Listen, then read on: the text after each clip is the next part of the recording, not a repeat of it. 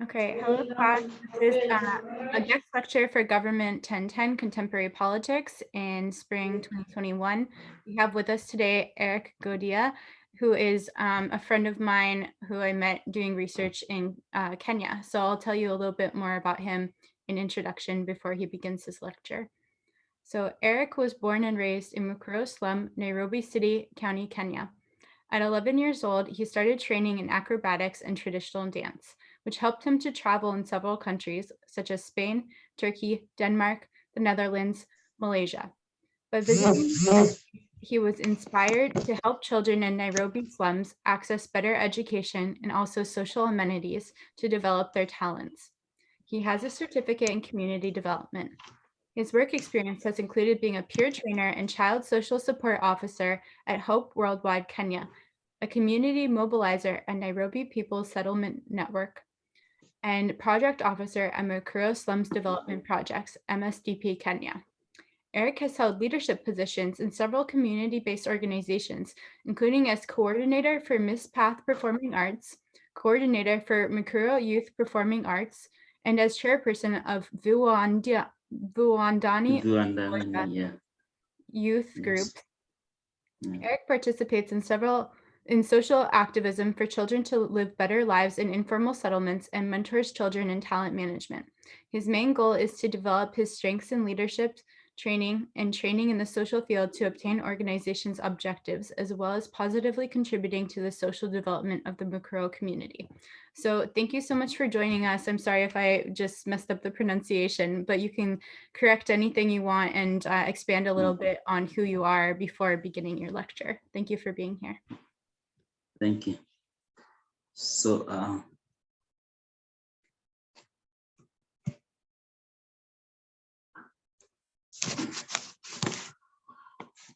just a little bit of this. Okay.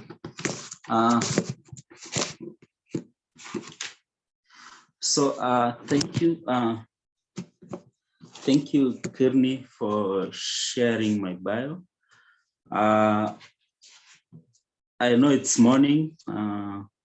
It's morning in US, and it's evening in Kenya. So I believe whatever I'm supposed to share, briefly, Kearney has introduced me. He has talked most of things which I've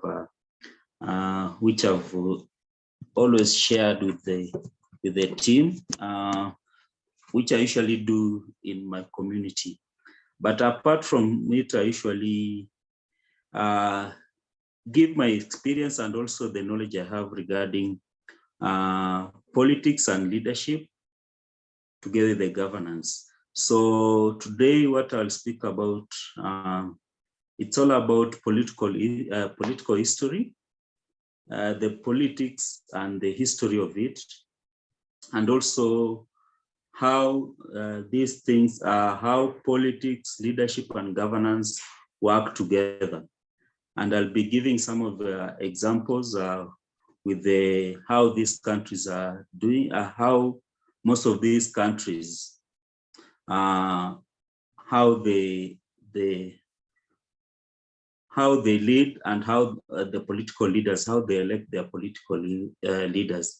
But especially I'll share mostly how African leaders usually come to power, and how they have been elected, and also a little history about how the politics actually started in the world, but just in summary.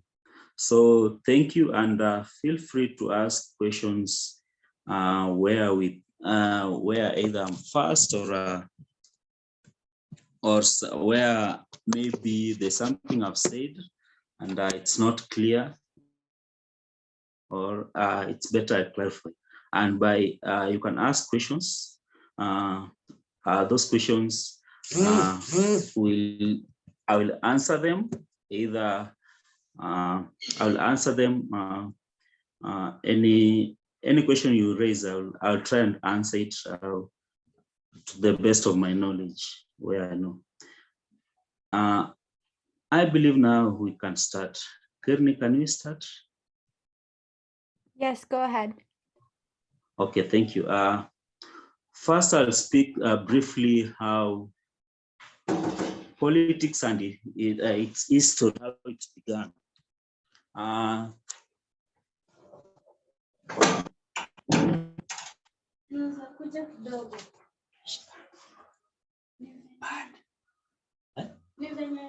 So I just want to say for students as well that sometimes the internet connection may not be the best. So just be aware of that. But when you have the recording, you can go back to listen.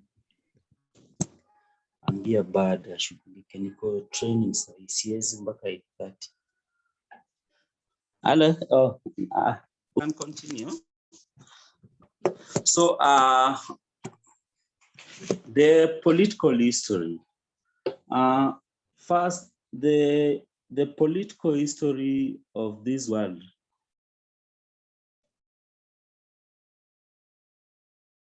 It is in various, it was created by a human throughout their experience and their way of dividing the states.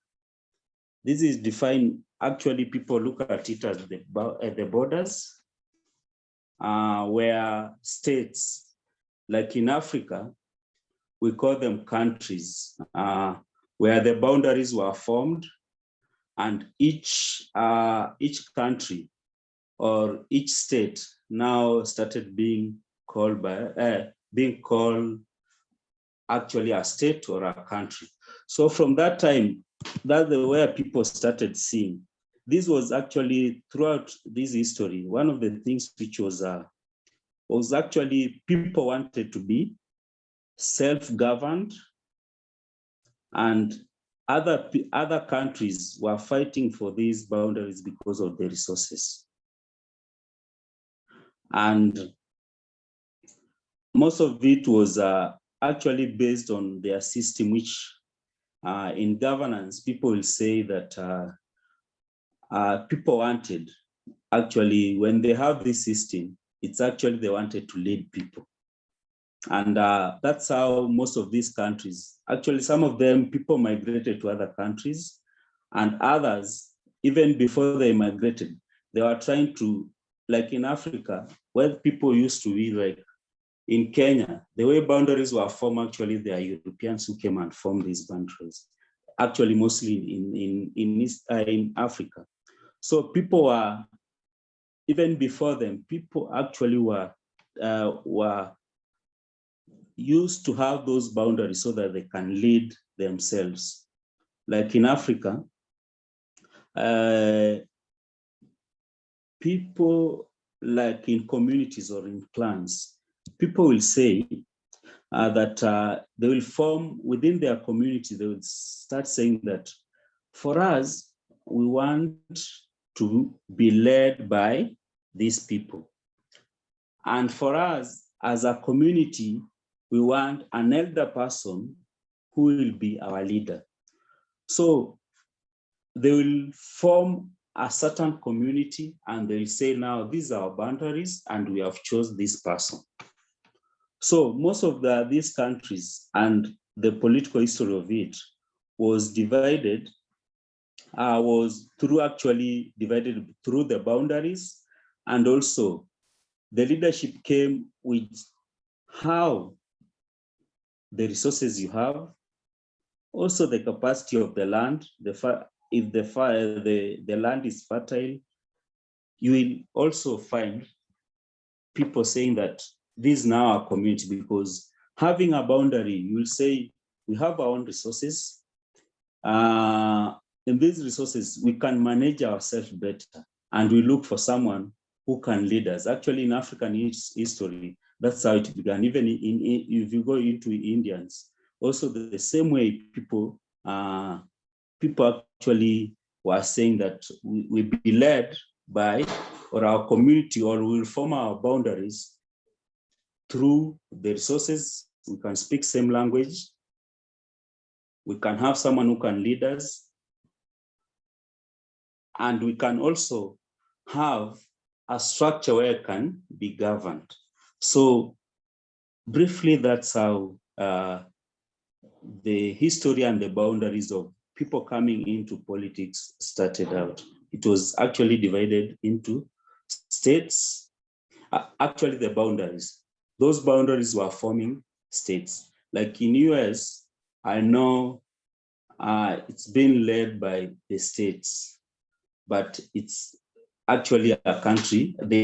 It's actually, for us, people who are outside usually say US it's a country, yes, but it has its own states. But in other countries, it's just, we usually call them countries which is based on boundaries. So that's how, briefly, that's how the history was.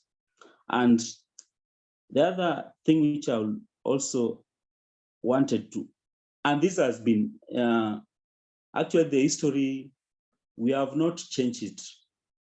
People are still using it up to date, like in Africa, the same way, because it's only in Africa, it's only Southern Sudan, which was the newest country, actually in 2005. That's Southern Sudan was born as a country, but it was just a certain community or a certain state within the Sudan as a country or as a state. The other thing which I want us to look at it's how politics and leadership, together the governance, how can we not separate them? We cannot say politics stands on its own, leadership stands on its own, governance stands on its own.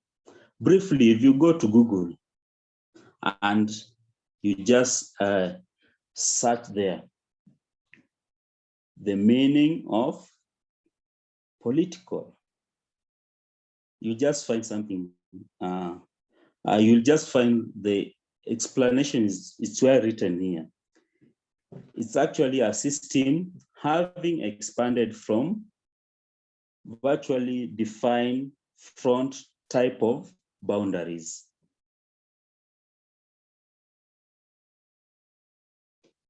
If you search also, you'll get so many meanings about politics if you search into Google.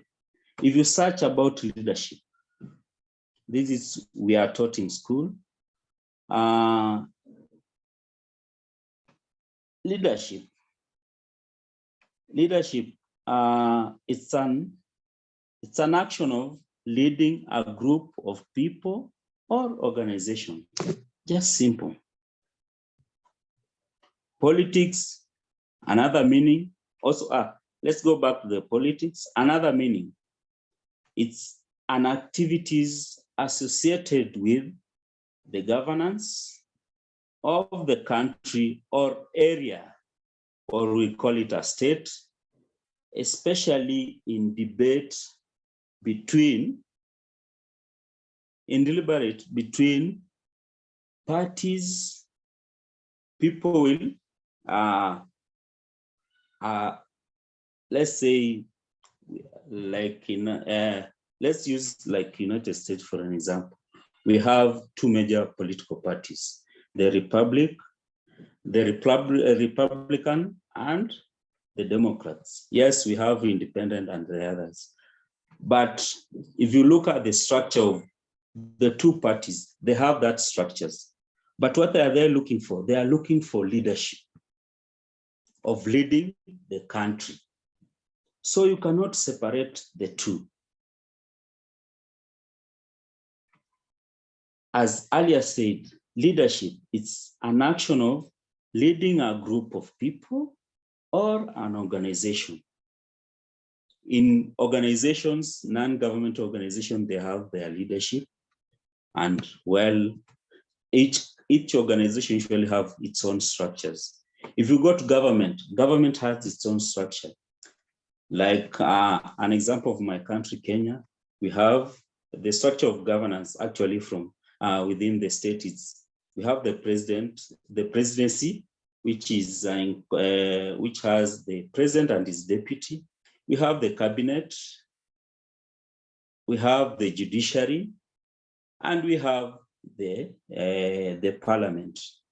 Like in US, we have the presidency, we have the judiciary, and we have the legislation, which is the House of Congress, and I don't know the other one actually.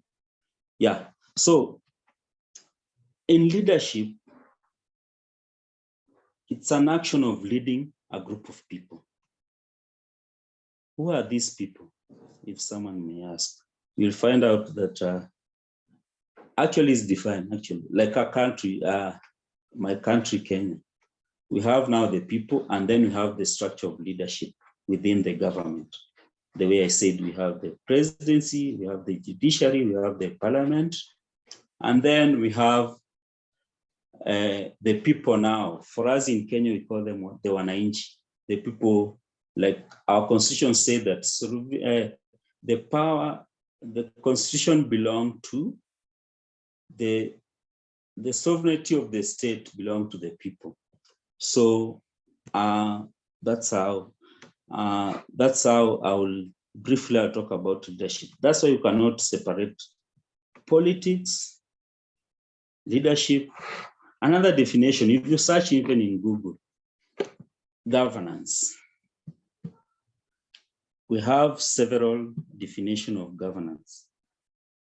One of it is just being defined as rule of politics, political system, and to solve conflict between the actors and the adapters regarding to decision making,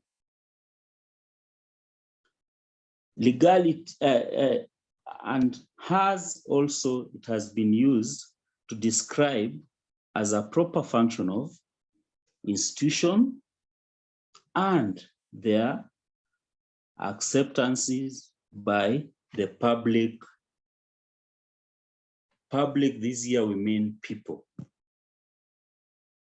So in governance, mostly it's talking about, we have governance just to create that system of governance. In system of governance, one of the key areas is just to solve the conflict.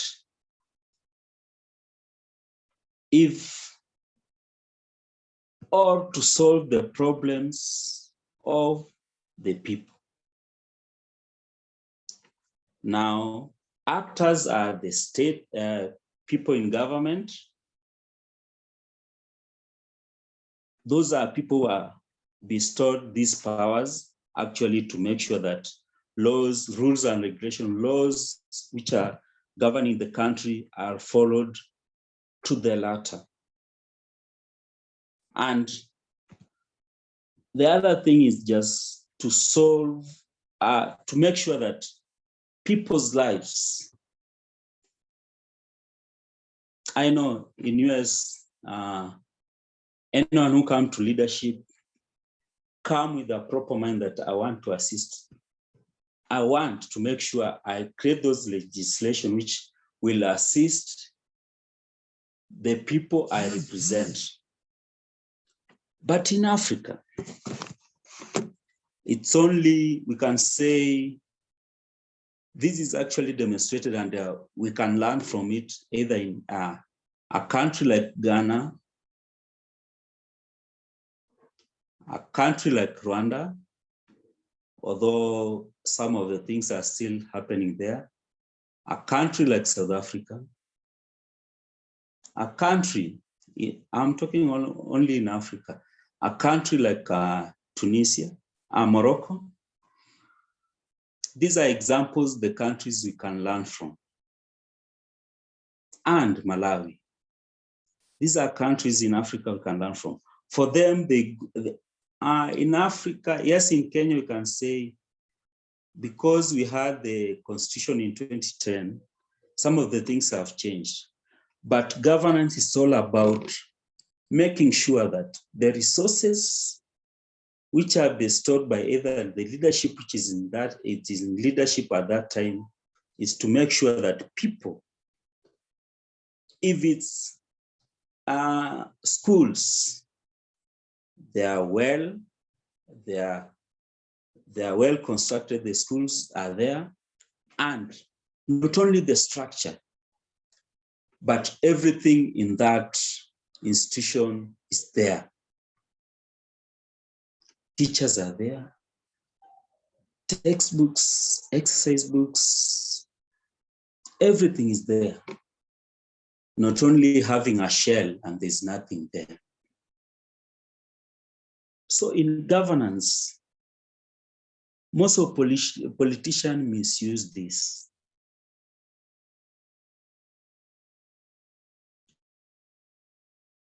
You will see someone, because he has powers and the system are there, but people will start doing different things which are not supposed, which are not even in law. And as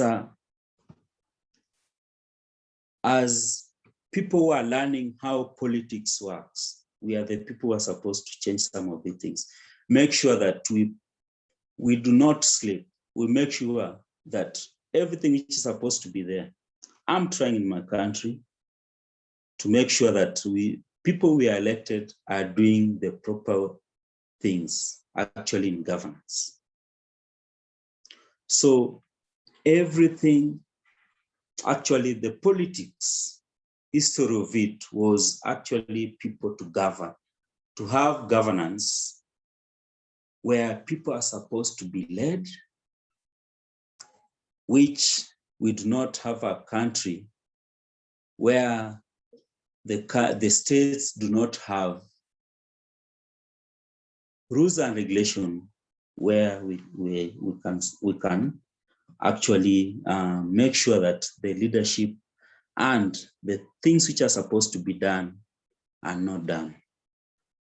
So as students who are learning the political science, you need to know that one day you'll be in leadership and you will be questioning all these things. So in leadership, in governance, also the other thing, the reason why I'm stressing in this, that most of our leaders have failed in governance.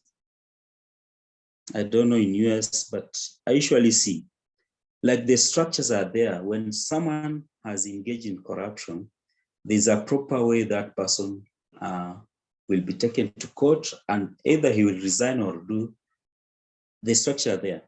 Actually in African,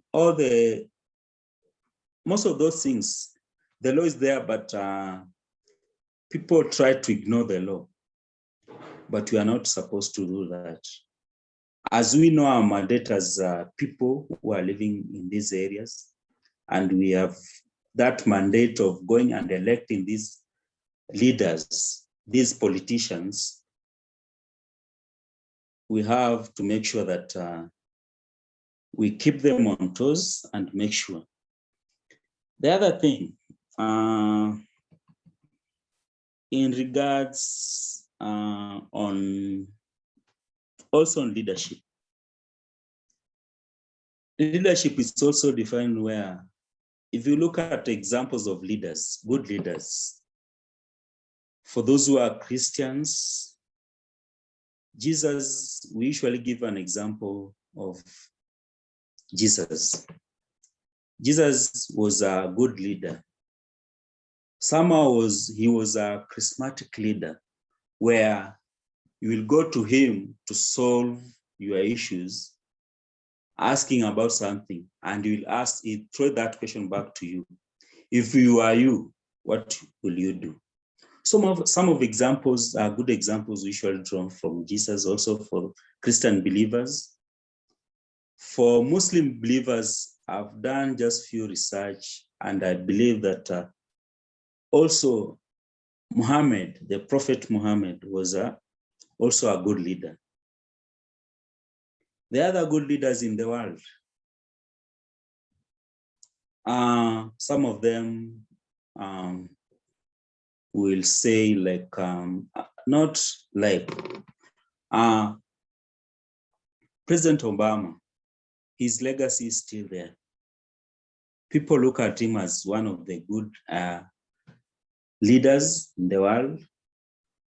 Mandela, people like, for him, it was for him is one of the icon of, in terms of leadership. Everything when any class I'm being told go and train people on leadership and governance, I'll give an example of like Nelson Mandela. The other leader was Tony Blair. Even people don't say about him too much. In UK, Tony Blair was Prime Minister of Great Britain, UK, and he led. He made sure that things to do with governance and the politics, everything was neutral. He will make sure that people who are elected either in Liberal Party or the Labour Party, will make sure that people serve people. We should not go there and say, forget about my people. So those are some of the examples. And then the other example I will give is for like, who is this? Oh, in Pope, those people are Catholic, they know Pope Urban II, who was the first person to lead a crusade when the war was there between Germany, the Soviet countries and the Germany. He led a crusade into those those areas, and he made sure he made sure that even the war was there, but he went there and started preaching to the militaries of both sides and looking for those the military commanders and telling them that I want to preach for these people so that we can have peace.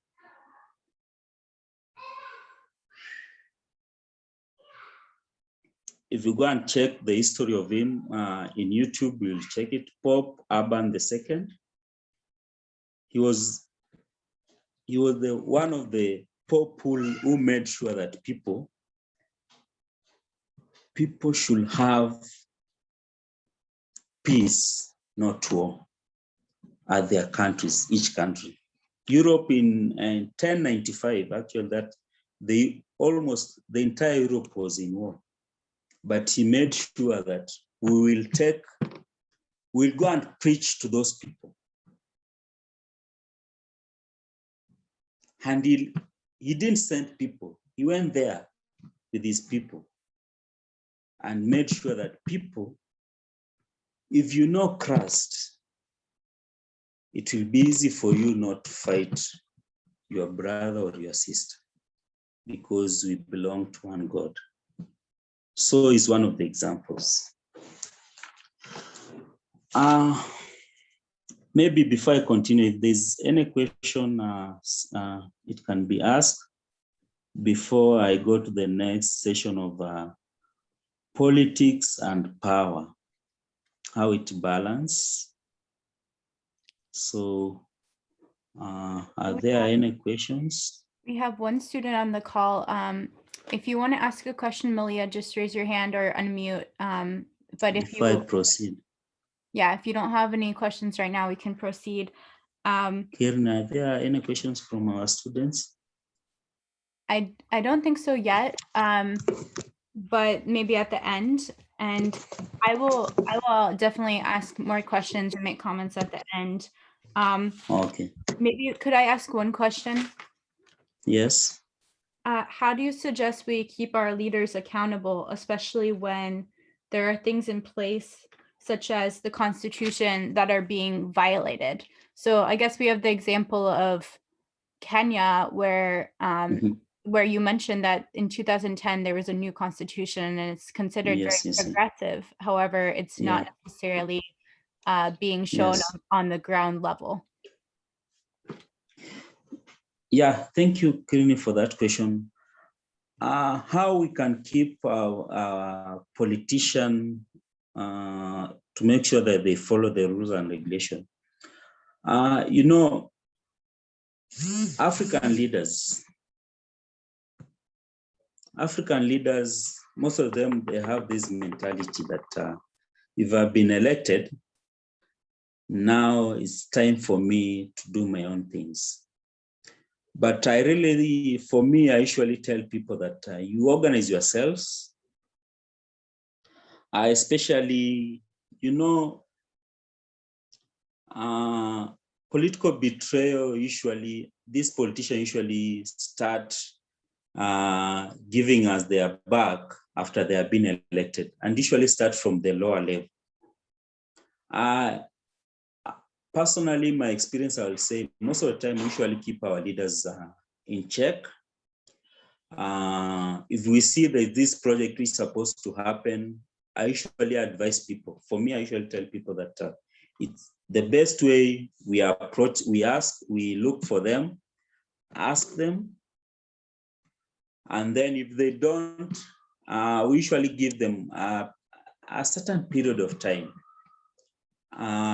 You look for them, talk to them, tell them that there are these things which are supposed to happen. There's this project which was supposed to happen in our area. So far, we have not seen anything. What is the progress? You will hear him or her telling you, you know, we are waiting for government funds, and you know very well the funds that are there. So that's usually the first step. The second step for us, we usually do is that when you see that has not happened, you call for meetings of people who are living in that area. You tell them because, and these leaders usually pin them down with facts. You tell the people who are living in that area that there was this and this which was supposed to happen, but it has not happened. It's now we are even in the second financial year or the third financial year, and nothing has happened. So we bring them together and we tell them it's our right to get these resources within our area. And they usually take that as their own, and they either will go in masses as a team. We usually don't say that we are protesting, but we are going as the entire resident. I know you not get all of them, but a big number of them, because the first process failed, which was a democratic way, looking for a leader, talking to him, asking where, with few leaders. But now you are calling the entire resident or the entire community. Let's go and now demand for whatever our rights, what we need. So from there, that's the process. If you don't see, and you know, this can be, also this can be done in also looking for the government departments which are supposed to do this. You also look for them and ask, this is what is supposed to happen. Like I can give a scenario, an example where our community, actually the Mkuru, the slum upgrading was a project in 2006. Until now, it's now happening now. And most of things which have been happening, they are not the things which we wanted. So what we did as a community, we mobilized first leaders, tell them what which was supposed to be done there. And then from there, when we told the leaders decided now we look, you see like the meetings have been going. We now bring the entire community, actually a big number of community. We go to these government offices and saying, this is what we want, not this is what you have brought to us. So briefly, that's how most of the time we usually do actually in Africa, because like in Africa, they usually say it's only the Kenya, we have the best constitution actually in Africa. But most of the time it is being implemented only 20% of it. The other 80 people are trying to abuse, we usually say abuse power.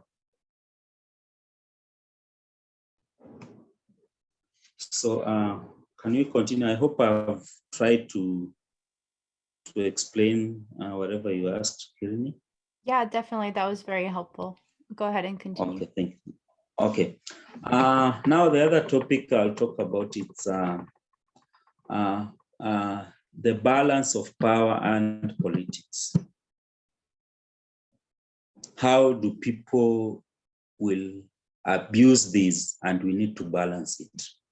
Because, you know, when people are elected, they usually look at, actually in Africa, people look at themselves as small gods. You should worship them. That's why I want to talk about the balance of these powers of them.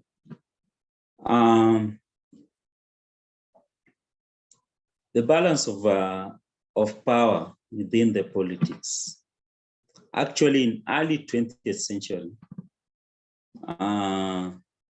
there was a dramatic change in how the practicals of leadership was designed and characterized how things will work. This was because Europe was fighting for power. The West was also fighting for power in regards of either resources which are within those areas, or was because of because of the person who is not in leadership, or the person who is in leadership was not our ally. We usually see like the way the West usually say, when they go to either to Asia, we have our ally there. This country is our ally. These, you'll see, you will hear even China saying that this country we are ally. Russia will say this country are ally. But in 20th century, actually, most of these things started changing. After, now, when the leadership, when Soviet country was fighting for their independence, because they were actually, Germany was actually dominating this country. So whatever came there, or the outcome of that, was actually the world was actually fighting for how big the numbers we have or the allies we have. Until now, you will see the US is still there. It's just most of the people in the world still believe the US is still the superpower, the country which is controlling the entire world. And Russia have seen this, and also they are trying to fight their way. Who is supposed to balance this? When the UN started, saw these problems actually, when countries were fighting, unity of countries, unity,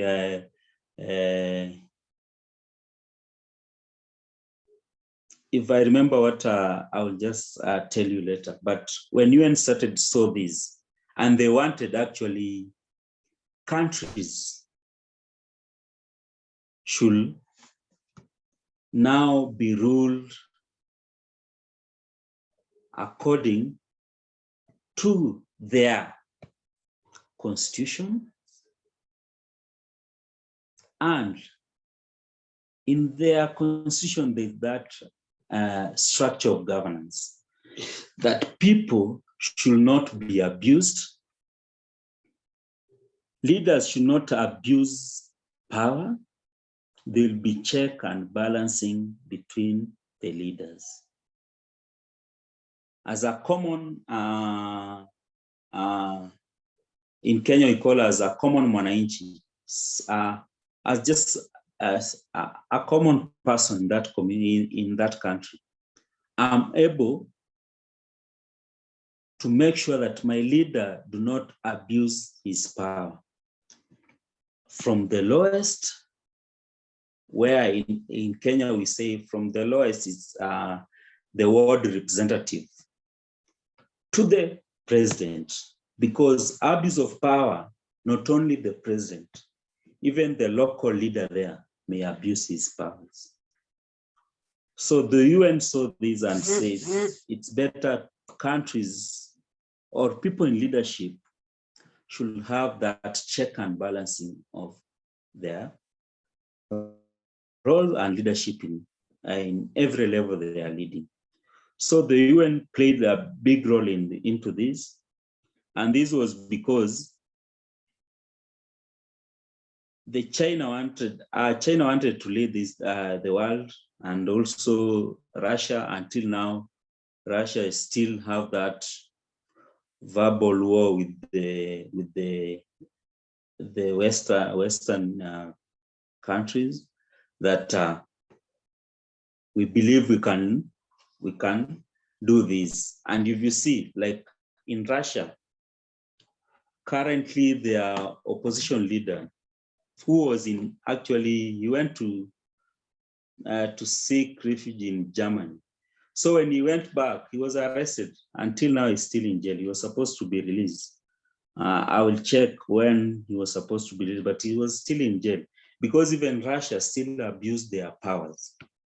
And it's actually the system. The constitution said this, and you as a leader,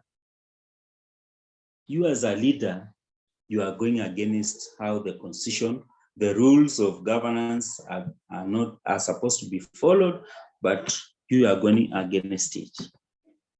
So the alignments of all these countries, actually, the countries were looking for their allies, but this started when actually in each country, because the EU started that time where they saw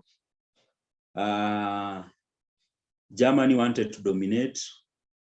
The Britain came in to balance the powers in Europe and say, let's have European Union where all the countries will now be balanced, and we share these resources the way we are supposed to share, because these resources were given by God, not human being, because the land and everything, even the oil where countries are still fighting, it was the resources which were given by God. So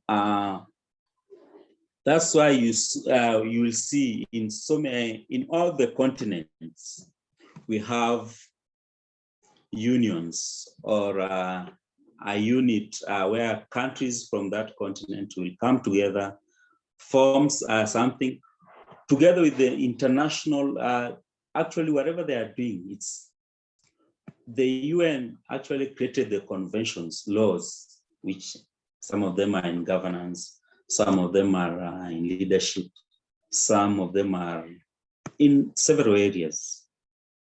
But each country will come up with, in their constitution, there'll be a clause in the international, the law of country is this, but in line with international convention, right? Either Bill of Rights and other things, you will see no country or there's no a country or a continent which will say we rule on our own, we do this on our own. There's check and balancing. And most of these UN usually play a big role because of the World War I and the World War II. Because they say when they saw these countries fighting each other and every now and then, so UN played a big role actually to make sure that all these governments, we have check and balancing of the leaders and also the entire government, because leaders can abuse their powers and also the government. That's why you see the people, civil societies being deregistered, others, the leaders of those civil societies being arrested, because the government of that day usually do not want to be opposed. Like currently in Uganda, I know people saw what happened. Even the government will go use their police to go and vote. You collect the entire papers of their preferred candidate, and then they mark, and then they go. And you see that is the violation of people's power, because leadership, when you are a leader or a politician, people will elect you. So you'll see, like in Uganda, yes, the president was elected, but the opposition leader has his member of parliament. They are more in numbers than the government, the current government of that country. Like you'll see in Tanzania how they abused their power. The government, the current government, from 240 member of parliaments, they have only 4 who are in opposition. How can that work? The government cannot check itself. They need people who will check, who will make sure that the government is running their things. And that's how we say balance of power, especially for the leadership or the politicians, because people, when they get power, they feel that they need to be called small gods. And we as people who want to learn about politics and everything, we should just say that politics and leadership, there's that check and balancing. When we join together as a team, we make sure, as you learn, do a lot of research on how leaders behave before being elected, how leaders behave after being elected, and how they behave when they are seeking for those votes. That is very important, so that that check and balancing and making sure there's check and balancing between the political elite and the leadership. Because the politics is usually played by politicians. Someone will come and fool you, tell you that elect me, I'll do ABC, A and B and C. But by the end of the day, none of those things will be done. But we are still learning. We cannot lose hope. We cannot lose hope as people who are there. So allow me to say this, the last comment here before I ask, before maybe, I'm trying to explain more and more so that people can, so that our students can learn more about people can change when they have power. You only see the right person when that person is in power. So balancing of power, check and balancing of them, actually is a key role when when we learn about politics and its the history of it. What else? So briefly, what I'll say, I have a lot which maybe I'll share it on another day, but I believe whatever I've shared today has assisted our students, and I believe whatever they will do, and they should, whatever you chose the right course, the right thing to do, to learn about politics, because we live politically, socially, religiously, and the fourth one I can't remember, but politics is part of us. religiously it's part of us, socially it's part of us. So especially socially and politically, those are the things you should never say that I cannot live without this, because we will interact with leadership, which is politically, socially we interact with people of so many so many characters and so many things. So I believe I will end it there if there are questions, but mostly what I'll end up by saying that in conclusion, that if we look at the political history and you look at those things I've shared, politics, governance, and leadership, you cannot separate them. Those are the things you cannot separate them. You can say leadership, let it be this side, governance be this side, and then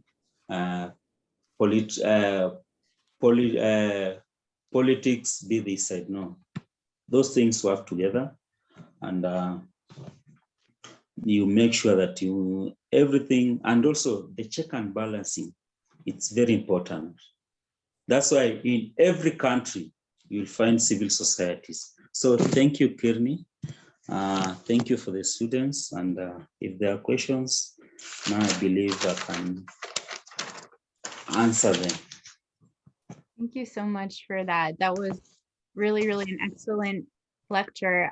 You did a wonderful job of providing examples for everything you were saying, and also making it relatable. So the fact that every person really needs to be aware of these subjects, be able to comprehend what politics means to us, what it means to our country, what it means to the world that we live in and surrounding.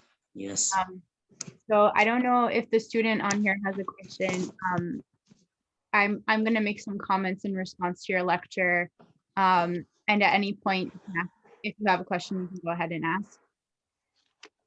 Professor, I just have like one comment instead of a question. Perfect. So Mr. Godia mentioned that there's a lot of corruption in Africa in politics, as well as like there isn't much of a checks and balance within politicians. And I have to agree with that in comparison to like, I'm from Bangladesh. So in Bangladesh, there was an instance where in one of our votes for the prime minister, they were literally, the army in defense were literally standing in line to make sure that the people vote for who they wanted to be voted for. So it wasn't really a election, it was more like a dictated election. Yeah. And I think that's a lot of South Asian countries in comparison to Africa. Usually do, yeah. So it's true. Most of these leadership people know they actually have someone they need.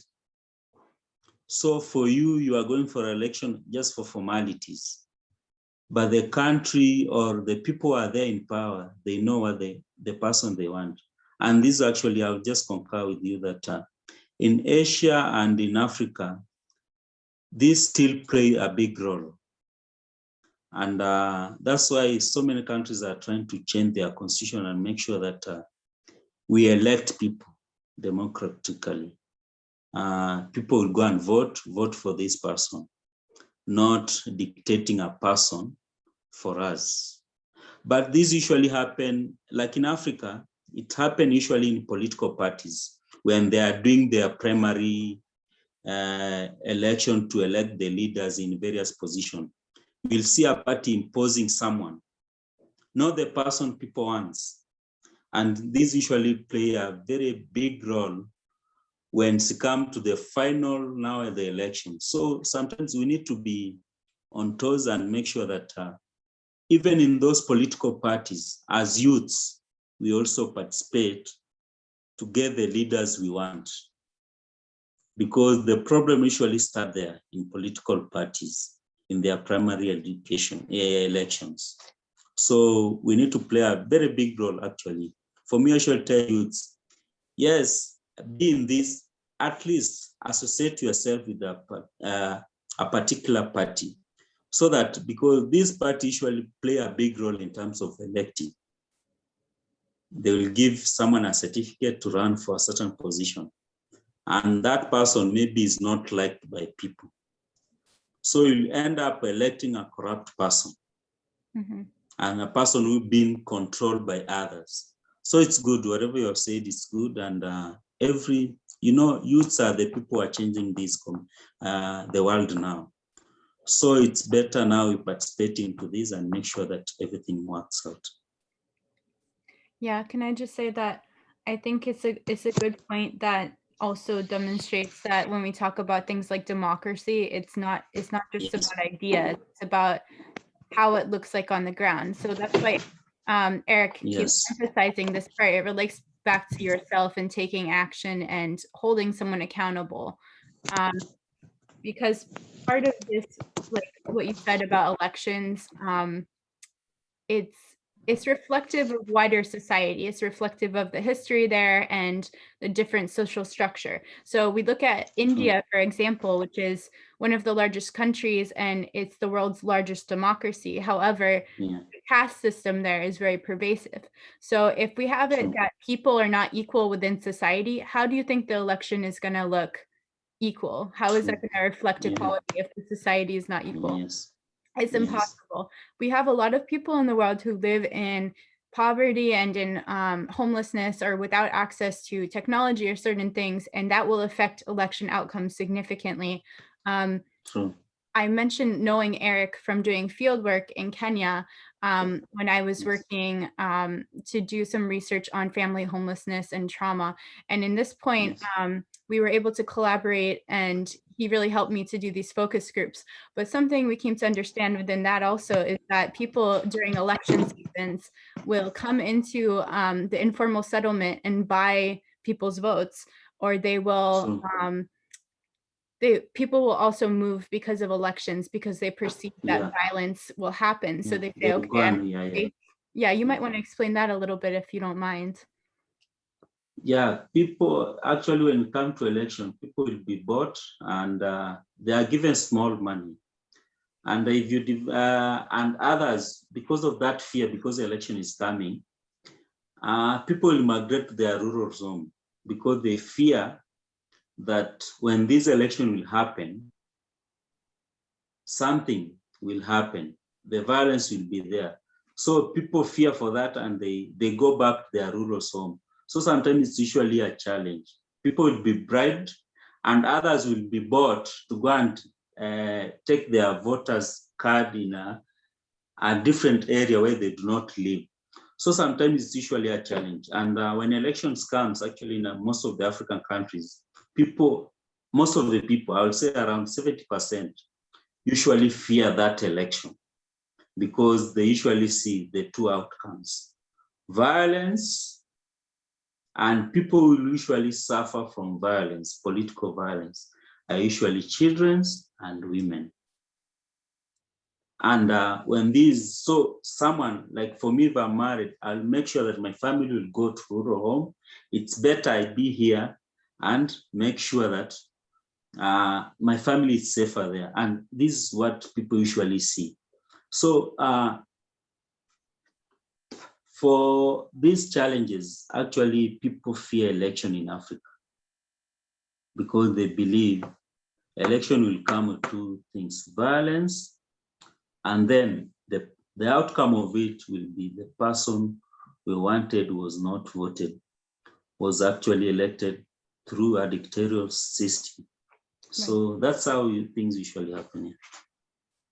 Yeah, that's thank you for clarifying that. And I feel like we could talk about that topic for hours if, like a lot of the things that were brought up today are really intensive and diverse topics, and something about this course is we want to give the international perspective and the comparative perspective to say, even though we're learning about these different political concepts, it's going to be looking different in different areas, in different different identities and social circumstances. So a few more comments about what you've spoken about today, I think it was really useful that you discussed the influence of political parties, because Yes. it's very significant that they're designed, well, in concept, they're supposed to be helping facilitate leadership and shaping the way a Yes. country moves.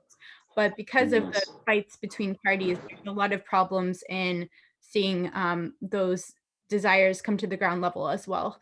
So Yes. we almost see these different political spheres of like talk versus action. Yes. So in shaping good leaders, we want, like Eric said, we want people who have demonstrated they're able to do and impact change on the ground. Yes. Yes. You're talking about the boundaries of different nation states and countries is really important. Yes. This is a Yes. political concept that is actually subject to changing, and that's something that we often Yes. see as a result of conflict and large-scale wars. It's not something that's behind us in history, the changing of borders. Yes. That's actually something that's Yes. constantly evolving. And we now have different conflicts over even people have, or not people, but rather countries having access to even the water, to the oceans, Yes. to the marine life, and those sorts of things. Um, so we'll get into other topics like that in class. Like we're going to talk about the Yes. dispute over Western Sahara, which is a territory that Morocco is fighting over with, I believe it's Yes. Algeria. Yes. So we're going to talk about that later. There's also an article I will give my students that's talking about predictions for the African borders to change, because the larger countries are predicted to swallow up the smaller countries within them. So an example is South Africa, which has the Lesotho within it. Let's see.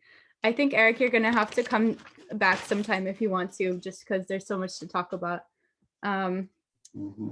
I liked your quote, most of our leaders are failed in governance, because that's another thing that shows you the purpose of government. You know, we've gone over the definition of politics in this class, but the purpose of government, largely leaders are supposed to have, depending on, you know, the position, but leaders often are supposed to have an administrative role where they facilitate things happening, to fulfill laws, to react to things that they see happening that are affecting their voters and their societies. So if they are failing to coordinate, then that's, you know, a huge aspect of the issues that we're facing in politics today. Let's see. I did want to pull up one thing.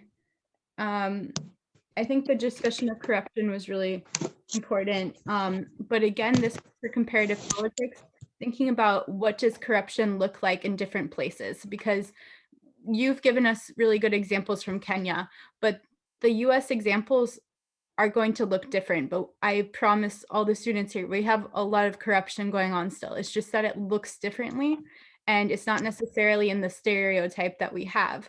So, you know, the stereotype of corruption is like money passing between hands, like person to person, or, you know, something that's very obvious. But here there's a lot of subtle corruption.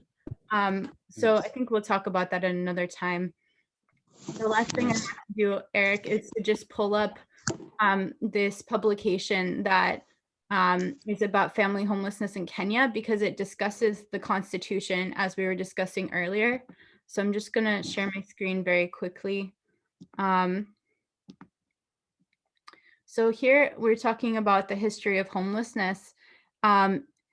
And basically, if you look in this right column, it says, we were talking about forced evictions in Kenya, and also just like the homelessness that's facing a lot of the population. But it says here, essentially the implications of this are that the only option for many in slums, slums will not offer security of tenure or conditions appropriate to the needs of families. And the Constitution, like I was saying, does actually have provisions for family health, for children to have a good livelihood. Now, however, we're not seeing it on the ground in some places. So here it says, this violates Kenya's constitution, which guarantees all citizens the right to shelter, as well as provisions for adequate services within said shelter, such as sanitation. So when we would think about the Constitution, again, this is like thinking about the US Constitution. People interpret it differently. The politicians interpret it differently. The lawmakers interpret it differently. People who are responding to those laws or procedures do it in their own way, depending on the context. So we really have to think beyond what is on paper to also what is being seen. So that's the importance of things like research and connecting with people around the world, because then you're going to see, you know, a little bit more of a glimpse into reality instead of something that's almost put on a pedestal, or something that's, I guess, like something with a cover, you know, it's like you have to open up the book instead of just looking at the outside. So here, one of our suggestions, this is from Unanima International, where I work as a UN representative and a researcher. But one of our recommendations to Kenya then is to, or to actually to people who are activists working on the issue of homelessness, is promoting governmental adherence to international and human rights laws and their own progressive constitution. So we don't have to tell them, you know, what to do. It's already there in their constitution, but we have to say, hey, look at your constitution. It's not following what we're seeing. So that's just kind of an example I thought was important to share to give a little bit of context. Yes. And the last part being that, you know, we talked about how things are different on the ground. We often don't have the right data to see what's happening if we're relying upon data. Like the last census in Kenya was in 2019, and that was after their 2010 constitution came out. However, we're still seeing reports that we don't think that the population count for the slums, or what we call informal settlements, is actually correct. Yes. So there's so much difference between, you know, what actually we think about government and what's happening with government. So I thought that was an important thing to bring up, because that's something that Eric has helped me to understand. Yes. So yeah, I think that's all of my comments as well. But do you want to make any closing remarks, Eric?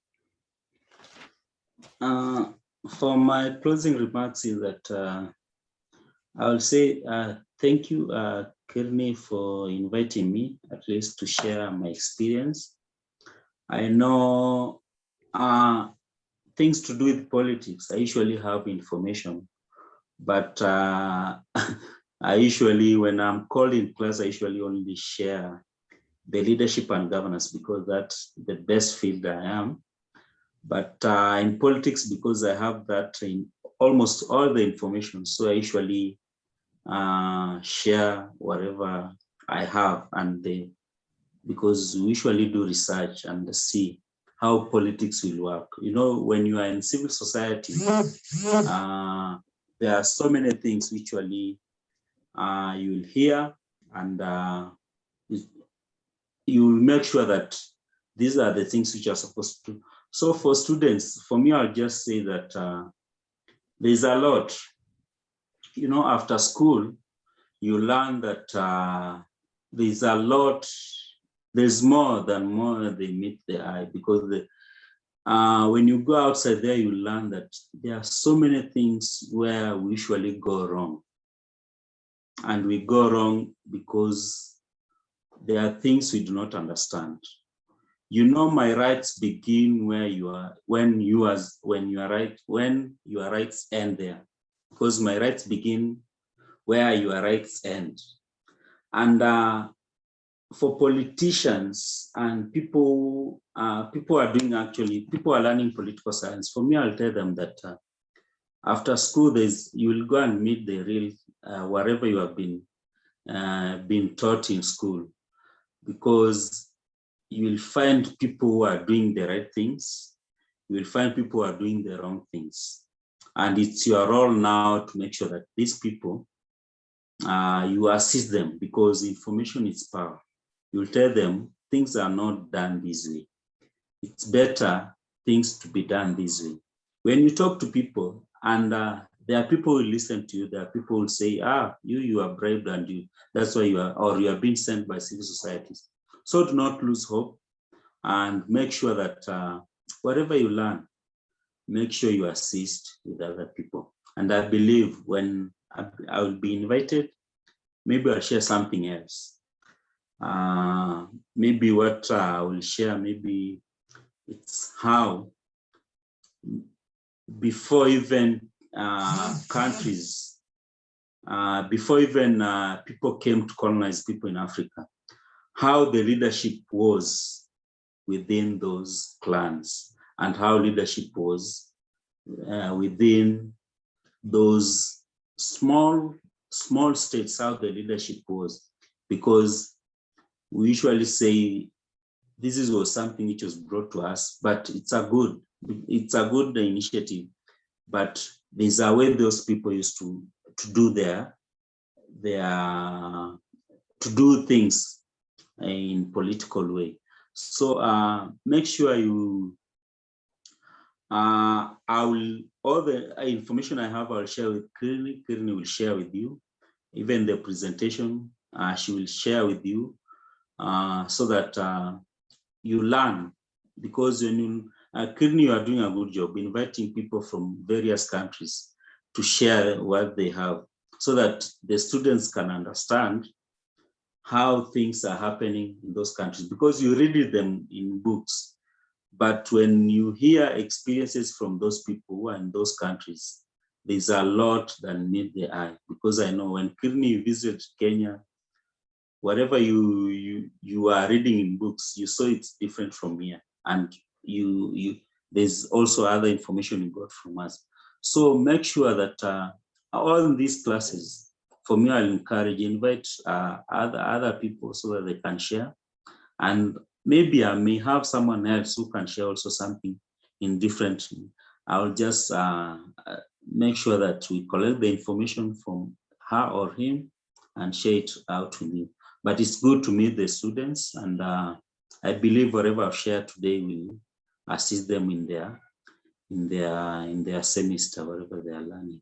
So thank you, guys, and here it's evening. I know for you it's almost mid or it's noon. So thank you. Yes, thank you so much. Thank you for your time and for your wisdom. And I would look forward to seeing your suggestion of someone else to speak. I'm always open to, like, as you said, to those perspectives, because I think it's very important. And I'm going to end the recording now, but this is going to be uploaded so that we can look back upon it and use it as a resource for students. So thank you very, very, very much. And we'll be in contact. Bye. Yes. Thank you. Bye.